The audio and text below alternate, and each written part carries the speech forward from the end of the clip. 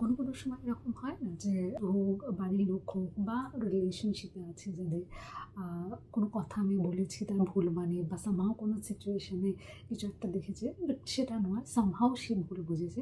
আমরা সেটাকে প্রুফ করার জন্য একদম যত পারি প্রমাণ জোগাড় করে তাকে একদম কনভিন্স করার চেষ্টা করি যে না এটা এটা এটা একটা সার্টেন পয়েন্ট অবধি ঠিক আছে, বাট যখন দেখছো একেবারেই হচ্ছে না, জাস্ট লিভ ইট। তুমি যদি জানো তুমি নিজের কাছে ঠিক আছো, ইভেন তুমি সেই জায়গায় তোমার জায়গা থেকে তুমি ঠিক, তুমি কাউকে ঠকাওনি বা চিট করোনি, দেন stop this.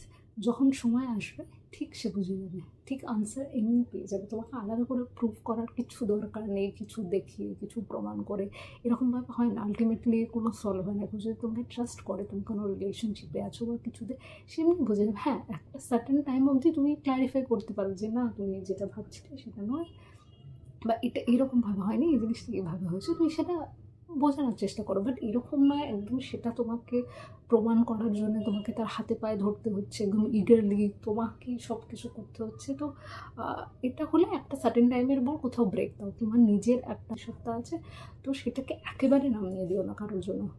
So be positive and just trust in yourself. তুমি নিজের কাছে নিজে ঠিক থাকো। তুমি যদি ভুল না হও, তুমি জানো তোমার কোনো অ্যাকশন ভুল ছিল না, তো তোমাকে তোমার জন্য কারোর কাছে প্রুফ করার দরকার নেই। যখন সময় আসবে সব ঠিক হয়ে যাবে।